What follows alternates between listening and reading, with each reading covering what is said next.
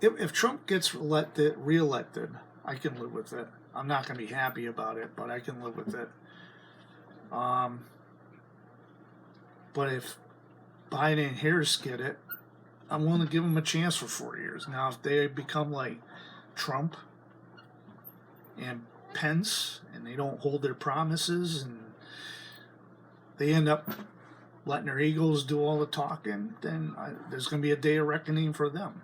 But I think, based on their record, I think they're going to have more of a success in bringing at least the country together enough and calming it and getting this virus under control. In terms of the vaccine, I was watching a 60 Minutes piece. We have flu vaccines, and they're not totally foolproof. So I don't think this COVID-19, I'm not an anti-vaxxer, but I don't think even with a COVID-19 vaccine, it's going to be completely foolproof. I think we have to work together as a country. Basically, to conclude, I feel like as a voter and a taxpayer, Trump has been more irresponsible, acting more childish than his counterpart, Pence. So therefore, I can't, like I did in 2016, I didn't vote Trump. More likely, yeah, I can't support Trump or Pence. So more likely, I'm not going to support Trump and Pence, because Pence has been playing along with whatever Trump wants. So Biden and Harris have a lot more experience.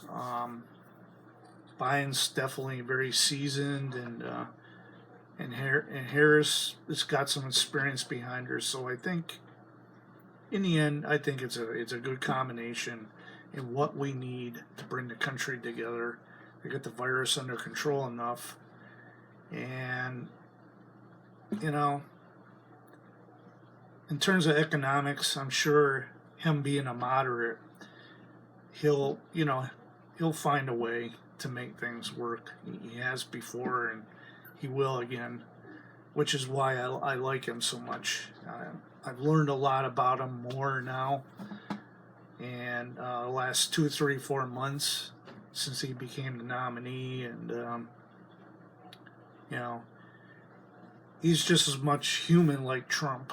And I think in the end, I think for me, my final verdict for me as a voter and taxpayer is I'm probably more likely am going to go with Biden and Harris. If now, to the people that are voting, if you want someone that's going to be tough, that doesn't really care about the criticism, that doesn't mind less compassion, that kind of thing, then I say go with Trump. Because like I said, Trump's got some strengths and he's got some weaknesses. I think he's got more weaknesses than strengths. If you want someone with experience that knows their way around DC, doesn't mind the amount of time they've been, the age and everything,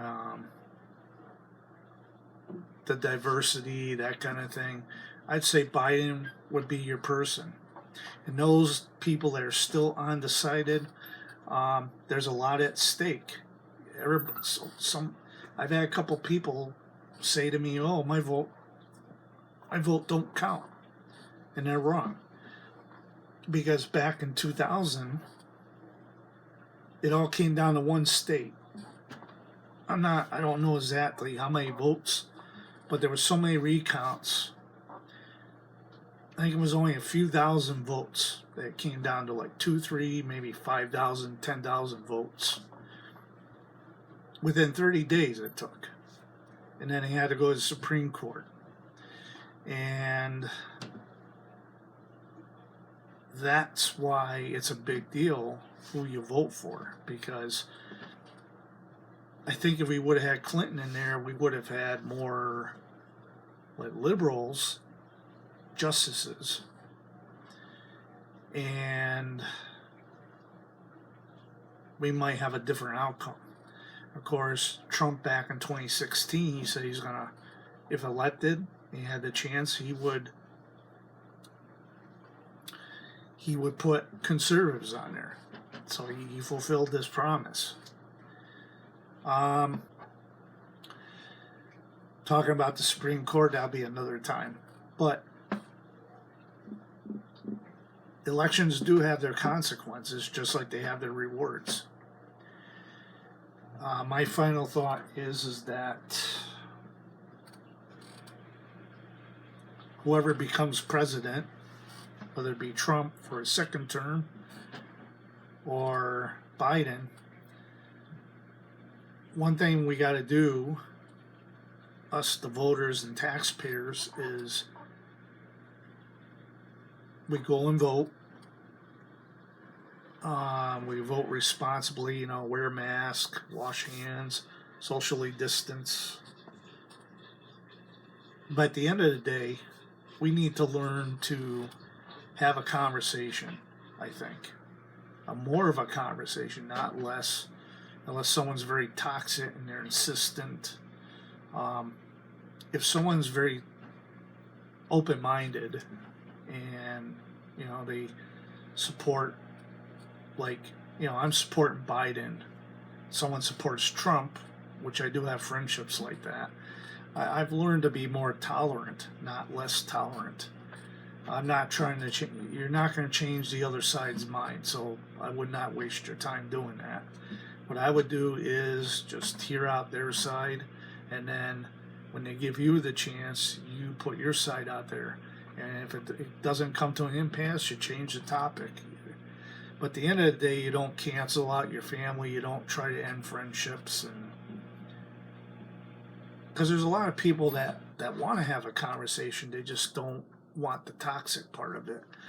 It's unfortunate that both parties are encouraging this, and I think getting past the presidency, and it'll be another topic at another time, I think both parties are going to need reform. I think what's really tearing the country apart is the extreme liberal side and the extreme conservative side. We don't have a middle of the road anymore. And it's unfortunate because neither side is right on everything. Nothing's perfect in life, as I've learned. So what we have to do is we have to find a way as a country and as a people in a democracy to work our differences out. And it can start in a local level, like your town. And I say we have more moderates on the town boards and judges, and then you work your way to a state level, or county level, and then state, and then federal. I just think, in my opinion, I'm not saying both sides are bad. I just think you got too many radicals in there. They have an agenda. You either pick my side or you pick the other side. You pick a fence. On issues, yeah, I agree. Being a moderate, I've picked. I'm liberal on certain issues, and other issues I'm conservative. When I first started voting, I was ultra conservative, but I think as you get life experience, you get more of the middle road, and I think as you get older, you lean a little more liberal, because as you get into retirement and everything, depending on how much income you have, and some people they'll stay one way or another. What makes this country great is that we can come together in times of crisis, And I feel like Trump had his chance in time of a crisis to prove himself, and I mean, Trump is going to be Trump. Some ways, yeah, he's done what he can, but in other ways, there were things that he could have done and he didn't want to do because he was only thinking of himself, and that is a turnoff to me. You're a leader, you put your people first, not yourself. So that's what I like about Biden. It's not about him, it's about the people. So I think if he gets elected, I think he's going to be a better leader than Trump. And he has a record to back up. Now, people will fully disagree with me, and that's fine. But, I have my opinion. Doesn't mean I'm right completely. I've been wrong, but what we need now is a calming voice and unity, and we don't have that. So, to end the video, I'm going to go with a seasoned leader with experience. I take experience over controversy.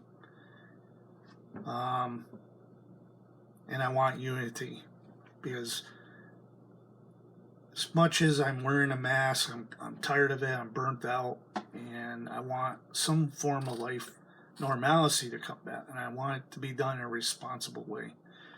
So, I picked my side, as you know. Those who vote for the current guy, hey, whatever makes you happy. In the end, we're all in this together. Just remember that. It's not about being Republican, it's not being about Democrat, liberal, conservative. We all bleed red, same colored blood. If we can get together and work together on 9/11 or World War II, we can get through this together. We just got to put our politics aside. After Election Day, even if Trump wins or if he loses, or Biden wins or he loses, we're all Americans in the end, and we all got to come together and work together and not ostracize ourselves. Because if we're going to flourish as a country in the future, at some point we're going to have to get past our differences and contain this virus in one way or another. And I'm just doing my part, like I did when I served my country. I'm doing my part to get so my fellow men and women don't get it, or I don't catch it. It's just being an American. And I think if people would just do what the doctors and the experts asked, we could get through this. And there are some individuals out there that want to do what they want to do. And unfortunately, those kind of actions and attitudes have consequences. And I don't know about you, I don't want to be on a ventilator. I don't want to have to burn the taxpayer with paying for my health care because I didn't want to wear a mask. So how I look at it is, I'm going to do what is asked by the experts. I've worn masks. It's inconvenient, but I'm doing what I'm asked. It's like you're driving a car, you see a red light. Red lights are not there for decoration. The red light is there to protect you, so you don't get in a car accident. It's common sense, that's all. So, as I always say, if you're registered, go out and vote. No excuses. Wear a mask. Wash your hands. Safely distance. Be safe. And let's work together. We're all in this together, sink or swim. Take care. Thank you for watching. Take care and God bless. Till next time.